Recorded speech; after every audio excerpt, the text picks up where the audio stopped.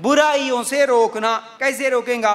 देखिए, कई बुराइयां ऐसी होती हैं जो आपको नजर आती हैं, आपको मालूम होता है कि आपकी सहेली या आपकी रिश्तेदार या आपके पड़ोस में रहने वाले कोई भी बुराइयां कुछ तो भी कर रहे होंगे, जरूर कर रहे हैं। किसी के घर में शिर्क है, किसी के घर में तावीज़ है, किसी के घर में बिदअत है, या फिर किसी लड़की का अफेयर है, किसी के पास फैशन परस्ती है, किसी के अंदर क्या है, वो लड़की बेनमाजी है। कितनी ऐसी बुराइयां, कोई गीबतें करती है, कोई चुगलियां करती है, ऐसे कितने बुराइयां करने वाले आपको आसपास मिलेंगे। अब उन लोगों को उस बुराई के ताल्लुक से समझाना ये आपकी जिम्मेदारी है, आसानी के साथ। लेकिन हम क्या बोलते हैं, नहीं, अगर उनको उनकी गलती देख के बोलेंगे तो हमारा फ्रेंडशिप खराब हो जाता, हमारी रिश्तेदारी खत्म हो जाती। इसलिए देखते, बर्दाश्त करते, बोलते नहीं। कितनी आप देखो, आप स्कूल में जाके देखो, आपके अपने स्कूल में, कॉलेज में थोड़ा सा क्या है, वो जब बैठेंगे, आपके साथ ही बैठते हैं, तो आप जब बैठेंगे उनके साथ तो आपको खुद नजर आता। आप एक मरतबा मेरे इस सवाल को जहन में रख के कल जब आप जाएंगे स्कूल को, कॉलेज को, देखना उनके पैरों में कितनी लड़कियां आपको मिलेंगी जिनके पैरों में काला धागा बांधा हुआ है।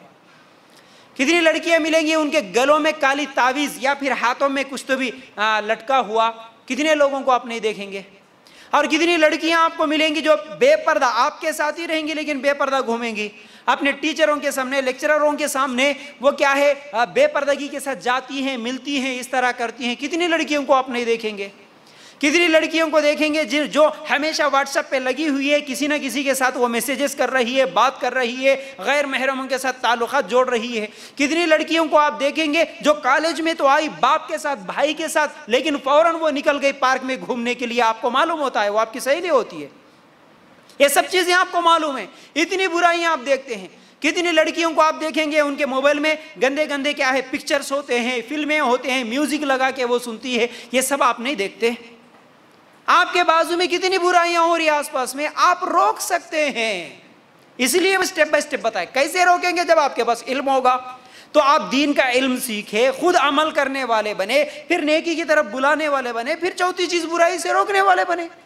जितना हो सकता उतना कोशिश करें कि आप उनको उस बुराई से रोके, समझाएं, बताएं, किताबें दीजिए खरीद के अगर वो नहीं समझती है, वीडियोस भेजिए उनको बुराई से रोकने के लिए, ठीक है।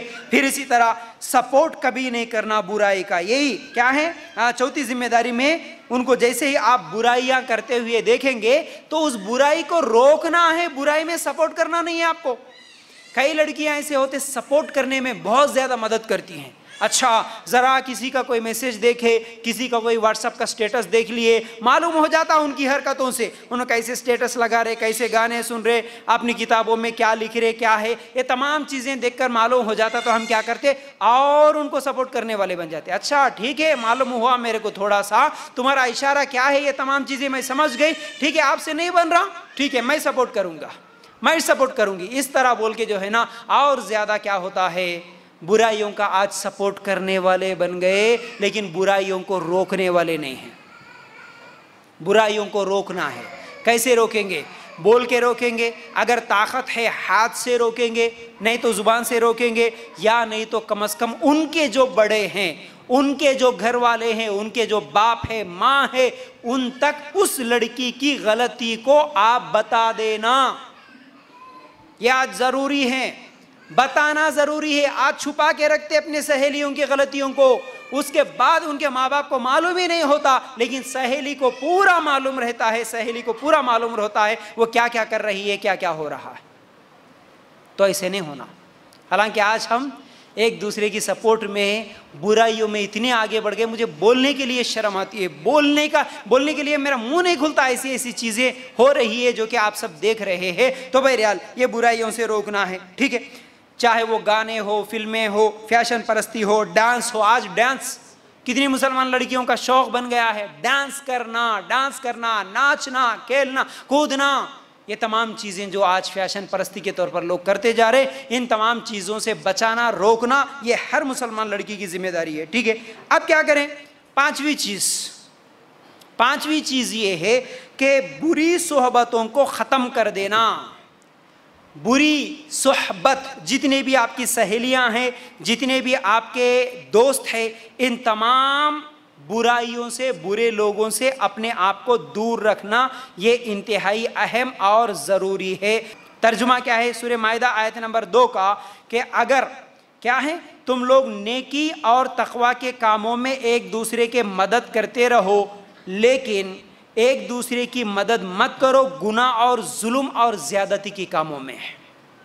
नेकी और तकवा परहेजगारी के कामों में तो मदद करो, किसी को नमाज नहीं आती तो नमाज सिखाओ, किसी को कुरान नहीं आता कुरान सिखाओ, अच्छी बातों की तरफ बुलाओ, नेकी के कामों में सपोर्ट करो उसका, लेकिन बुराई के कामों में सपोर्ट मत करो। किसी को अच्छा व्हाट्सएप स्टेटस नहीं मिल रहा तो आप खुद ढूंढ के नक्को दो, देखो देखो ये अच्छा है गाना बोल के, समझ रहे हैं?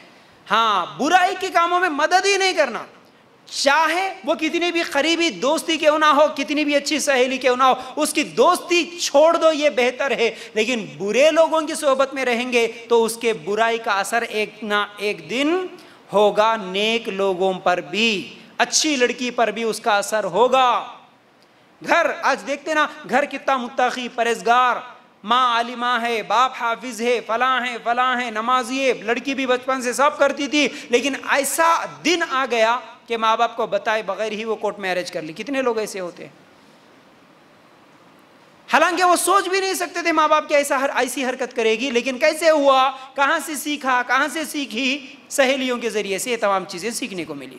तो इसलिए बुराई को देखकर उसे बोलना है, अगर वो नहीं छोड़ती तो उसकी फ्रेंडशिप कट कर दो, उसकी दोस्ती कट कर दो, वरना वो असर तुम्हारे ऊपर होगा, वरना वो तुम्हें क्या है बिगाड़ देगी। और बुरी मजलिसों से भी आपको रुकना है, बुरी मजलिसों का बायकॉट करना है। ऐसी मजलिसें जहाँ पर बुरी बातें होती हो, ऐसी मजलिसों में बैठना ही नहीं है, ठीक है? कितनी